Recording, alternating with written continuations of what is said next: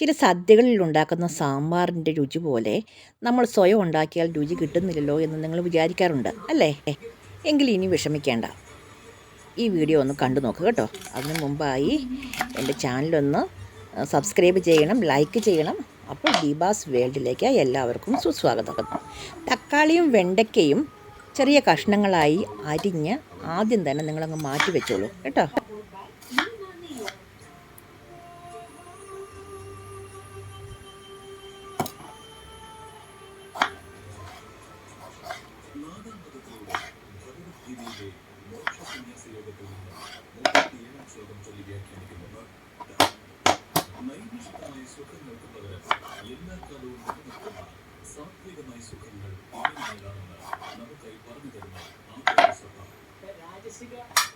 തക്കാളിയും വെണ്ടയ്ക്കയും അരിഞ്ഞു വെച്ചല്ലോ. ഇനി പച്ചക്കറികൾ ഒന്നൊന്നായി നമുക്ക് മുറിച്ചെടുക്കാം.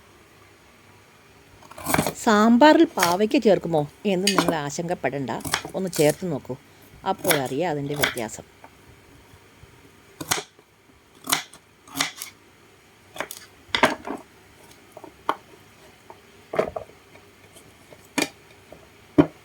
ഞാൻ ഈ സാമ്പാറിൽ പാവയ്ക്ക ചേർക്കുന്നുണ്ട്. ഞാൻ എപ്പോഴും പാവയ്ക്ക ചേർക്കാറുണ്ട്.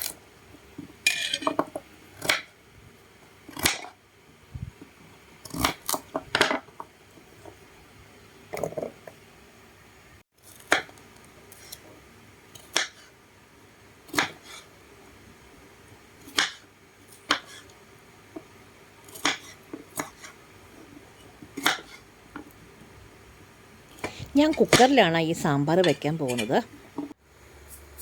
കുക്കറിൽ കഴുകിയെടുത്ത സാമ്പാർ പരിപ്പിൻ്റെ കൂടെ ഒരു 1/2 സ്പൂൺ കായപ്പൊടി ചേർക്കുക, 1 സ്പൂൺ സാമ്പാർ പൊടി ചേർക്കുക, 2 സ്പൂൺ വെളിച്ചെണ്ണ ചേർക്കുക, കുറച്ച് ഉപ്പ്, കറിവേപ്പില എന്നിവ ചേർത്ത് നല്ലവണ്ണം യോജിപ്പിച്ച് അടച്ചു വെച്ച് വേവിച്ചെടുക്കുക.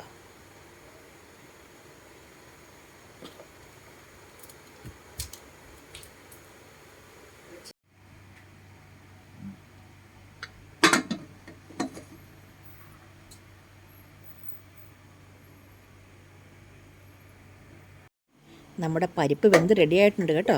ഇനി അതിലേക്ക് നമുക്ക് പച്ചക്കറി കഷ്ണങ്ങളെല്ലാം ഇട്ട് കൊടുക്കുക. എന്നിട്ട് കുറച്ച് വെള്ളം ആവശ്യമെങ്കിൽ ചേർത്തിട്ട് അടച്ച് വെച്ച് വീണ്ടും വേവിക്കുക.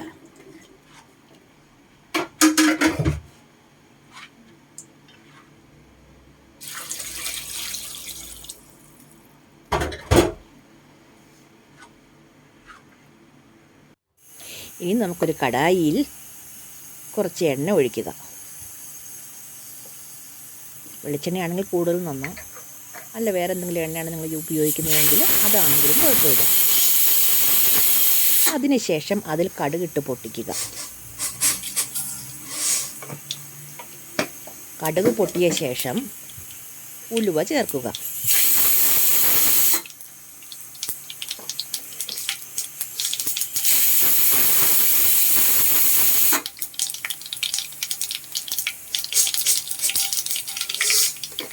ഉലുവ ചേർത്ത ശേഷം ഒരു 2 നുള്ള് ജീരകം കൂടി ചേർക്കുക.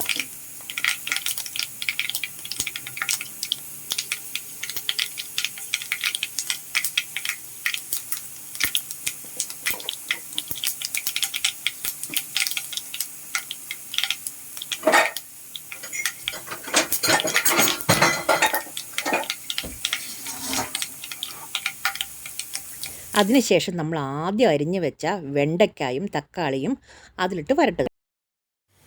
ശേഷം ആവശ്യാനുസരണം സാമ്പാർ പൊടി അതിലേക്ക് ചേർത്തിട്ട് വേവിച്ച് വെച്ച പച്ചക്കറി കഷ്ണങ്ങൾ അതിലേക്ക് ഇടുക.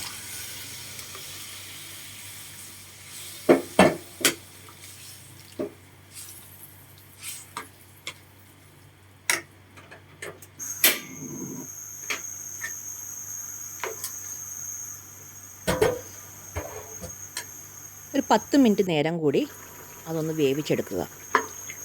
നിങ്ങൾക്ക് പുളി കൂടുതൽ ആവശ്യമുണ്ടെങ്കിൽ പുളിയും പിഴിഞ്ഞ് ചേർക്കുക.